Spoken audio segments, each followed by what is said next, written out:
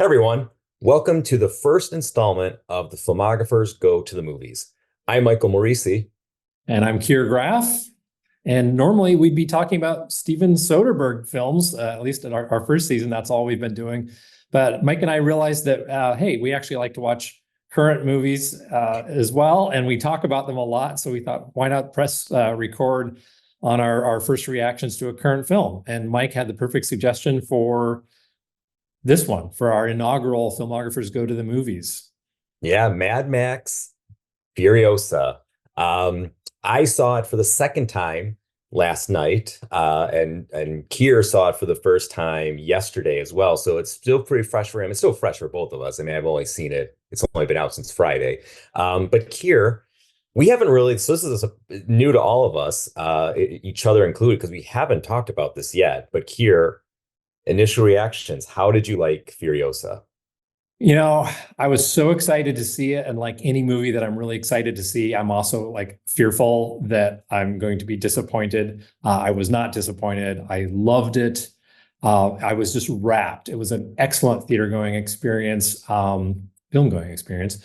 I went to see it on IMAX with my two kids and just kind of a perfect summer kickoff for us. I had a lot of work to do and instead blew it off and went to the movies. That was also a great part of the experience. But yeah, we had perfect seats, kind of like middle row, center, and relatively empty theater, which is unfortunate. I mean, it was a matinee. I would have loved to be in a packed house to watch that. And maybe we'll talk about the lack of packed houses soon. Yeah. But just still reacting to it, it blew me away. I mean, I just think that, Miller is such a great storyteller. And it's something, not to bring everything back to Soderbergh, but something we keep talking about is like simplicity and keeping things simple. And, there's something just kind of primal and out of time in the way he tells his stories. Certainly they're set in a different world and a world out of our time and our experience. But I just love the simplicity of his storylines. And that allows you to focus on the action and the performances and the world he's created and where this movie fits into the Mad Max canon. Yeah, I loved it. Yeah, I had a similar reaction. I absolutely adored it. The first time I saw it at the Alamo Draft House, which is always a fantastic place to see movies. And then I went the second time to the Classic Cinemas. So give some plugs here on Lake Street in Oak Park, which also a great place. Two of my favorite places to see movies. The first time it was tough. I loved it, but it took me a bit to get into the movie because the thing that you realize early on is that this isn't Fury Road again. And I think that part of us and some of the reactions I've been seeing online, good and bad, reacting to that is the fact that we were expecting Fury Road redone or whatever you want to call it, and it's not that. Yeah. I mean, there are elements. There are two set pieces, action pieces in particular, that are very, very much Fury Road, but it's very much its own thing. And it took me kind of a moment to acclimate to say, whoa, this is something really different. And one of the things that I loved about it that you mentioned, that the Mad Max universe and the simplicity that I really, really adore of what George Miller is doing, is that part of the Mad Max, I guess you can say, canon, is that there really isn't a canon. It doesn't make sense. The years don't make sense. Max, if you watch Mad Max 1, the world's not that bad. Yeah. It's Yeah. there's some biker gangs. Yeah. It's things are relatively okay, especially when you watch Fury Road. Mad Max seems very, very peaceful and a very pleasant place to be. And if you really follow, yeah, Relatively speaking. relative to Fury Road, Mad Max is pretty nice. It's Yeah. you go there on vacation from Fury Road.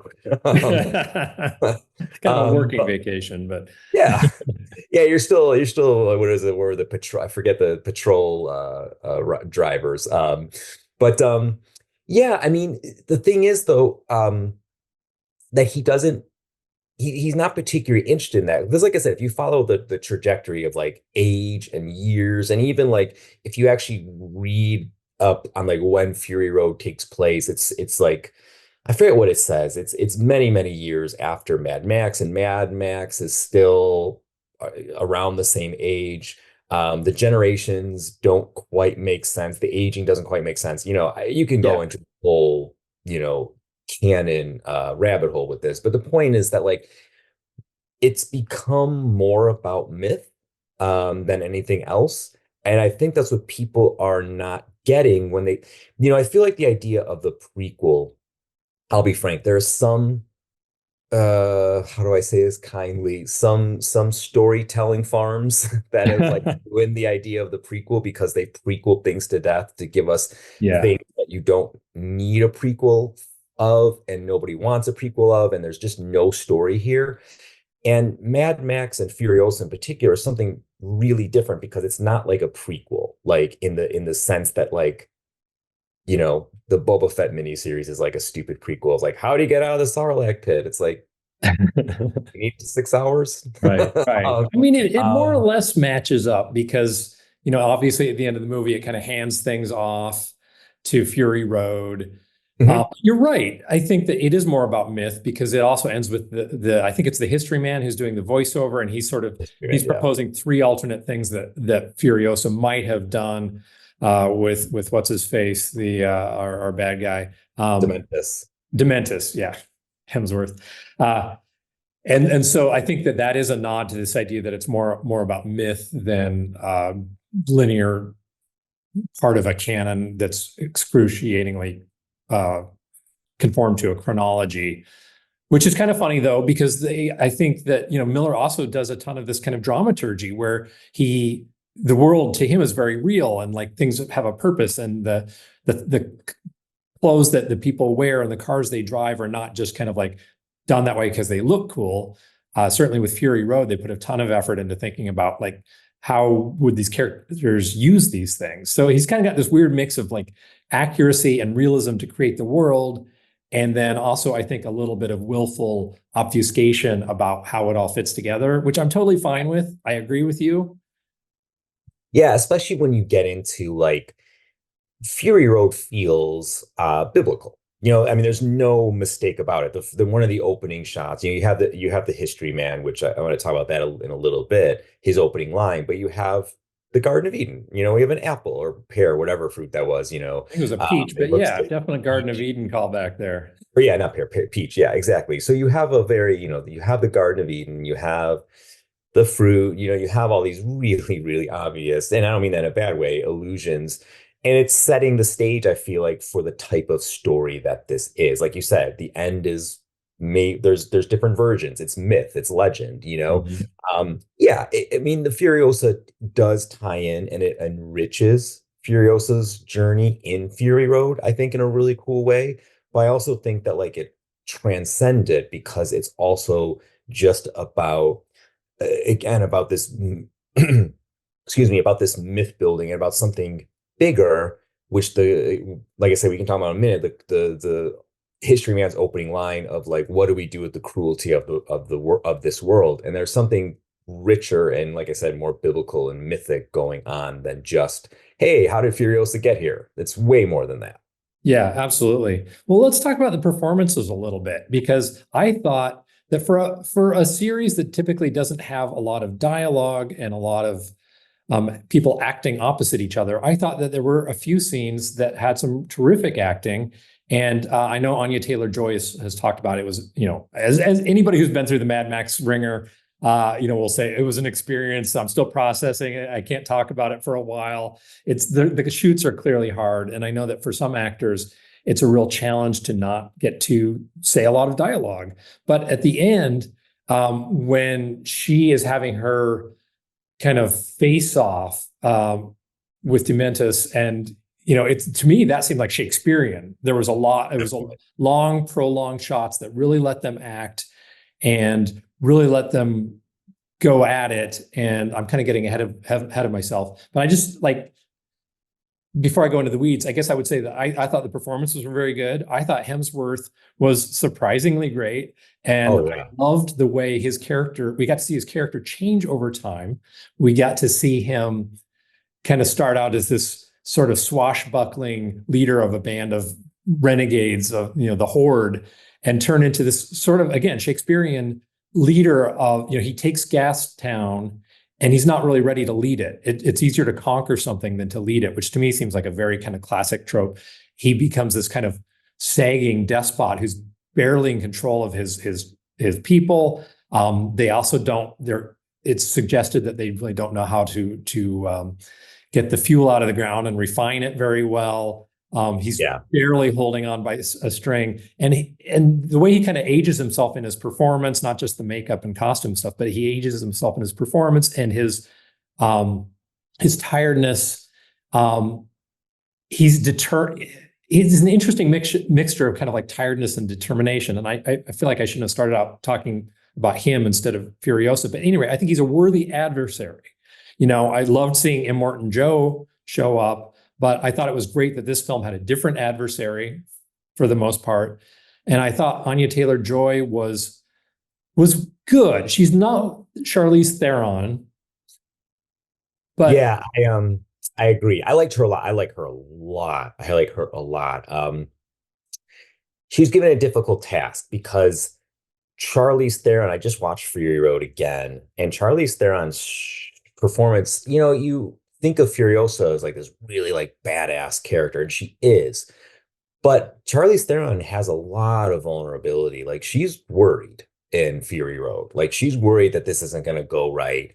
She's a little scared. Like she's a little bit more, I keep using the word vulnerable, I feel like. And Anya Taylor-Joy, it's hard. She didn't really give that. But then again, I don't know that her performance was meant to give that. Like, I don't know if that's what she was being asked of, and to be this really like flat, strong, driven, what she needed to be, but not give anything else, might have been a product of what she was asked to do. And what she was asked to do, she did really well. And it's hard though, too, because I think Hemsworth was the best part of the movie. Like, there's some criticisms I see about him. That I feel very strange for a Mad Max movie, that like he was like too over the top, but I think we're forgetting the Road Warriors. Mad Max movie over the top. Yeah, I mean the Road Warriors, the villain was the biggest guy and his name was humongous. Like yeah, right. Yeah, like, you got villains like Toe Cutter and guys with names like Scrotus, and you're saying, oh, this should be more nuanced. I mean, come on. right. But the thing was that I found him super nuanced, and he was a great opposite to Furiosa's journey. Like this is where I get to that first line. What do we do with the cruelty of this world? And they play this Shakespearean tragedy where they're two sides of the same coin. And you get to that at the end, but like you really see it. I was watching a second time with Dementis, like how he needs to create suffering to suppress his own suffering, like that he lost, and obviously we're gonna get into spoilers, but he lost his wife and at least two children. He says little ones. And that drives him to be like, the world is cruel, so therefore I will meet the cruelty on its level and just create and endorse more suffering. And that is the only way that I can endure my own suffering. Where obviously Furiosa learns a different lesson.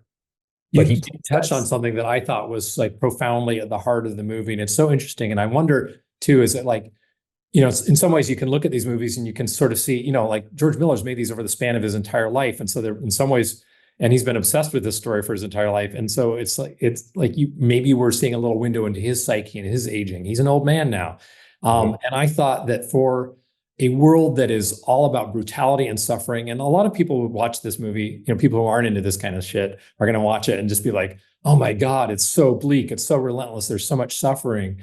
But I also thought that this was the tenderest Mad Max movie, dare I say it? Because when she says to him, again, spoiler alert, we'll put that in the caption for the video, lots of spoiler alerts, but when Furiosa says to him, I want my childhood back, I want my mom back, and then he says, I want mine back too. I mean, wow, you've got these two like forces of nature who are like basically pining for their lost childhoods. And what are they fighting over? A stuffed animal. My son Cosmo said, I think that the stuffed animal that he carries with him and that he tried to give her when she was a girl and that he takes back and then she cuts off him when she's a one-armed adult later in the film, that he had repaired it.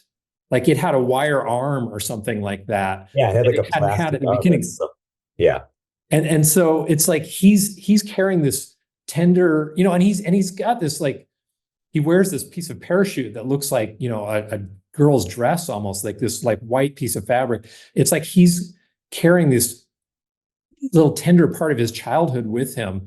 And I thought that was actually quite moving. And total aside, when Immortan Joe's larger son, larger and slightly less ugly son, kidnaps Furiosa, and you're like, your alarm bells are going off, and you're like, oh my God, this is a terrifying scene, because it seems like, he has designs on sexually abusing her. But what actually happens? Like, I think that he's actually like a child, because he has a doll collection, and he just wants to touch her hair, and it's creepy and it's scary, and we're very fearful for her. But again, it's like there's this sense that there are these hardened characters in this brutal world that just long for a little softness and a little Yeah. childhood, and in a way, I feel like it's something we can all relate to. We don't live in a wasted hellscape like Mad Max, but things are kind of crappy right now, right? It's something we can maybe find a part of ourselves that can relate to these characters. Yeah, Rectus is sad too, you know? Um, but yeah, no, I think that's a salient message too. I mean, the world has gone through a pretty troubling couple of years. It's, there are troubles ahead. Like you said, it's nowhere near the Australian wastes of the literal wasteland as they call it. But like there is something there, I think, that George Miller is tapping into about like when the world's a hard place, like what do you do? How do you respond to that? And there's something, and then he brings it around and you use the perfect word primal. Like, and that's why the myths and stories of Shakespeare and mythology and the Bible endure, because they're just these primal, basic, like you said, basic tales. And really what you get at the end with Furiosa and Dementis is almost, I don't want to say basic because it's complex, but it's just like they both lost something and they're both dealing with it in their own unique ways. And obviously Furiosa's turns out to be better, and that's why she does what she does. And like I said, the context gets really richer for later on Fury Road, but like what you get is pretty clear and very straightforward. And it like you said, it hits you somewhere that's really feels really salient. And I don't think I've had that in a Mad Max movie. I can't really say. No, agreed. And to all the aspiring writers out there, I mean, the best hero villain, matchups typically have something. They have something in common. There's a lot of people will. A great way to create a villain can be to have the villain be what the hero might become if they don't take the right path, or maybe they just both want the same thing and for different reasons, or maybe they've got to be connected in some way that has Mhm. some sort of extra power to it. And I think that this movie absolutely achieves that. Yeah, I mean, the heart of conflict, as you know, is like two people want the same thing, but they both can't have it. Yep. That's conflict, you know? That's simple conflict that's still highly effective. Exactly. Yeah, I agree. And let's talk about a little bit something else about the movie. A little bit of something that's the effects. Um, Yeah. Let's talk yeah, about what was that. your take? Yeah, because it's different. Like I said, I expected Fury Road. This is not Fury Road. This is different. This is different. And I mean, from the trailer, I was very concerned because it was obviously, you could tell there was a greater reliance on the use of CG. As I understand it, in Fury Road, CG was only used to obscure wires and things that were to keep people safe. I mean, that was a movie that was made with practical effects, hair-raising stunts, and they really built that world. This is a different movie. It requires some bigger sets. It requires kind of a larger scope of storytelling that I think would have been really hard to pull off. So you can tell there is some CG in it. There were a few moments, I will say, that like the CG like took me out of it a little bit, or like disappointed me a little bit. There's some long distance shots where you could tell the little people running around were obviously computer generated, or like the six-wheel vehicle goes up the side of a mountain and just look fake. Right. But it didn't bug me that much. It certainly didn't hurt my overall enjoyment of the movie. I also figure, I'm going to give George Miller a mulligan. Like he doesn't have he's, it's still astonishing that he's making these movies at his age. I don't 75. expect him to go out to the Namibian desert and for a year every time he wants to make one of these and like risk more lives. In fact, it's probably for the best. I mean, as we know, it's kind of a miracle nobody's been killed on one of these yet. So maybe it's best if they're reining it in and doing things a little more safely. Yeah, it's all the people, and I agree. The CG, there was some times where I was like, "Oof, boy, that looks a little too obvious for my likings," you know. But yeah, anybody who's criticizing George Miller, it's like, dude, I'd like to see any of you guys make 30 seconds of Fury Road and not kill a dozen people, you know? Yes, yes, absolutely. And and I do wonder if because he's spent so little of his career, I mean, he's done kids movies that definitely had like, more modern effects and stuff. So it's not that he doesn't understand it, but I also think it's just not his interest. And so I think that a director who was more versed in computer generated effects might have come up with some slightly better looking stuff. But again, I don't care. No, didn't bother It me. looked good enough to me. All the real stuff, all the practical effects looked terrific. The world is so richly visual, so amazingly shot, so well inhabited that I was able to suspend my disbelief. And yeah, I don't care. No. And when he goes, like the Bullet Farm, the taking of the Bullet Farm, or no, that was later. The en route to the Bullet Farm where they're fighting the Octobos. Yeah, yeah, So going to your point about Dementos, they couldn't keep his gains here. The Octobos, I'm pretty sure that's what his name was, splinters off, yeah. and the Emote and Joe's they're on their way to the where are they going? Now I'm getting confused. They're going to the gasoline, They're right? going Gas the town. final one, they're headed to the Bullet Farm in that The one like in the middle. So they're going to Gastown, and that's when they get hijacked by the Octopus gang. okay. They're like flying up, and it's all the guys in black. Yeah, Um, that it's like middle of the movie. That sequence is incredible. I Like, and it think looks like a lot of practical stuff going on there. for I'm sure. sure that someone's going to die, so it's definitely practical. Every modern Mad Max film is going to have a war rig scene. This one has a couple of good ones. Doesn't disappoint. And I also like the way it kind of foreshadowed some stuff like the I don't know what you call them, but like the pogo stick thingies they have in Fury Road, where they're driving. They're basically the war boys are like using them to get from one vehicle Transporting, to yeah. another. Like this one, they showed a precursor of that, right? Like they use it to get from one part of the war rig to another. And then you sort of see this evolution. Yeah. That in the next film, they've got greater use of that. I love that. Just a little touch. And of course, there's always some, good new lethal machinery on the war rig. You've got to have some innovation. Yeah, yeah. I mean, they look I'm assuming that had to be the way they were talking about it when they were constructing it, that was their first attempt at making the war rig, and it was cool. Like it was a really cool thing it had like some cool the swinging you know spikes, the underneath that Furiosa's trapped beneath. Like there's so much of it looked great, and I'm sure. Like Fury Road, I can't really speak to exact details of the cutting and the shooting and how they did it.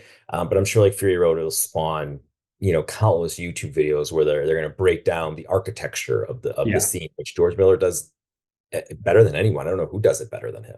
yeah, yeah. Nobody. Nobody. Yeah, No. I thought one of the things back to Anya Taylor-Joy, just something I forgot I wanted to mention is that it's so interesting because like the casting, I mean, she's got such a striking, unique look. I thought it did work really well visually to picture her as the young Furiosa. Also, she's so small that like she just literally physically seems like a young Furiosa. And in fact, when they switch from the girl actress playing her to her, like literally, I mean, this seems insane, but it literally took me a minute because it was just like I was kind of thinking like, oh, when are they gonna? Oh yeah, that's her, because Yeah.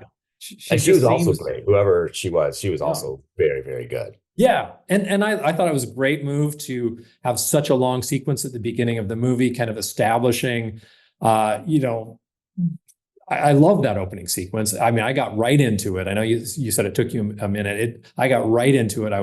I thought, what a great bravura scene to open with. I love these badass warrior women and this matriarchy that runs this little Garden of Eden. It was a terrific chase sequence Yeah. that you knew was going to end badly, but you kept hoping it wasn't, and you wondered, like, I don't know, you hold out hope until the last second, pretty much. Yeah, and it's so creative. It was so unique in the sense that you think things through about like deconstructing the bike, and then she goes, it's a better bike. She puts her wheel on that one, you're strapping the gas. Like it just Furiosa biting the gas tube. Like there's just so many really smart, creative flourishes. That's not just Yeah. like chase and shoot. Like there's also Yeah.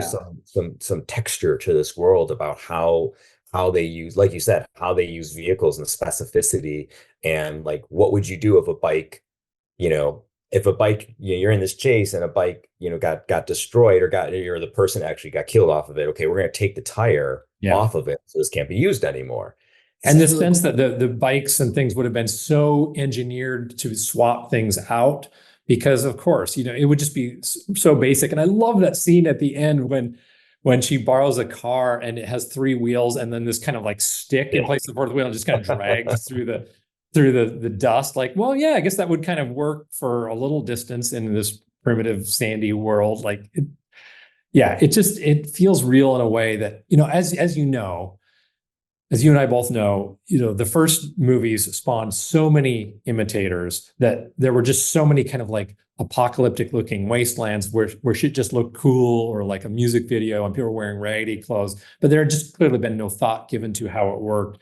These movies have never been that way. It's always felt fully inhabited to me. Yeah, yeah, and it was a cool detail at the end, like the 40-day war, and they just ran out of cars. Yeah.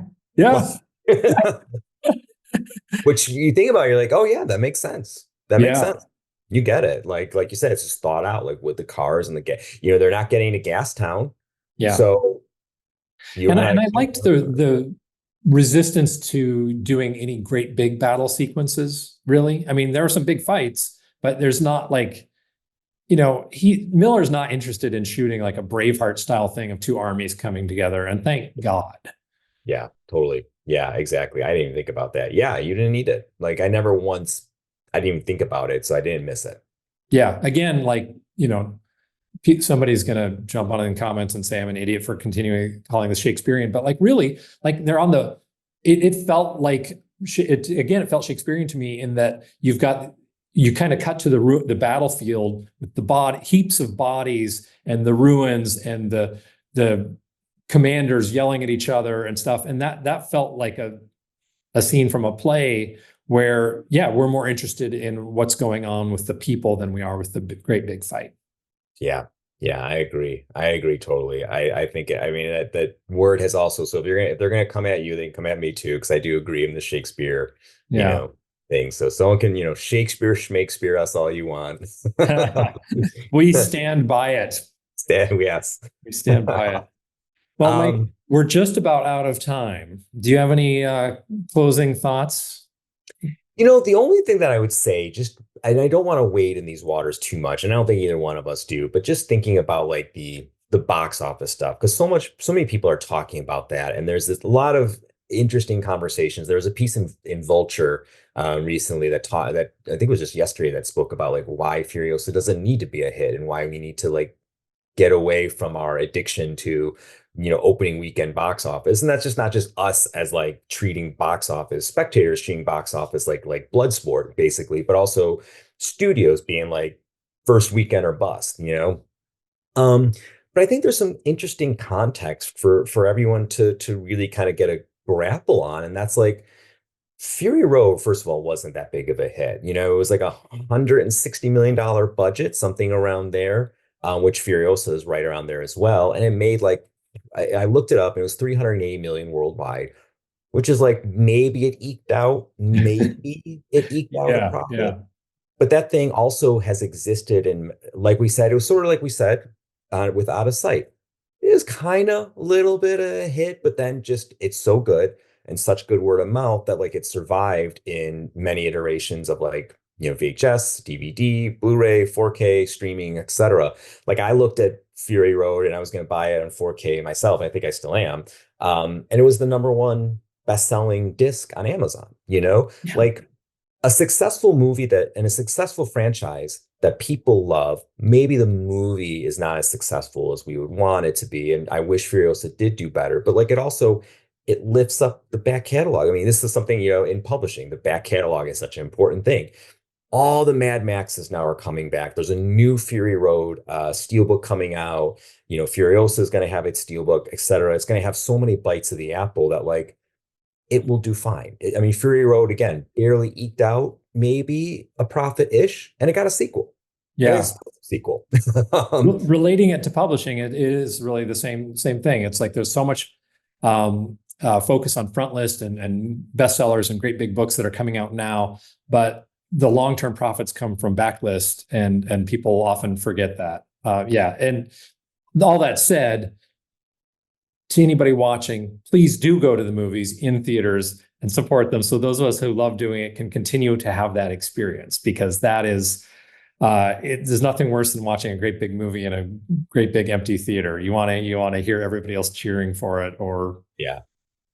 And you also think yourself there, it's needs to be seen on the biggest screen possible. I know we have great home systems, but like you can't beat that cinematic experience. I know, yes, people talk. I mean, that's been happening forever, so try to see it. It's definitely worth the $15 or whatever it costs. See on the biggest screen you can.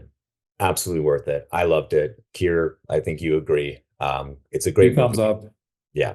Yeah, don't worry about the box office. That's none of our concern. We're just here to enjoy the films for what they are, and hopefully we get to see more of them, because there's a script out there for the Mad Max prequel before as well. It's like Mad Max: The Wasteland, that I really want to see that movie. And freaking wait. Yeah, and if somebody's talking in the theater in front of you, just think, what would Furiosa do? And take care of them.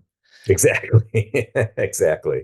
Well, if those of you who are watching have come to us just by the way of finding this on YouTube, and you've never heard of the Filmographers podcast before, please check us out, filmographerspodcast.com. We're on all the major podcast platforms. Please listen to an episode about our first season on Steven Soderbergh. If you like it, subscribe, give us a like, give us a review, find us on Patreon. We're hoping to keep at this for a long time to come, and we still haven't picked our director for season 2. So let us know what you think. Yeah, we're watching all the films of Steven Soderbergh in chronological order. We just released Ocean's 11 this week, so that is his 11th movie.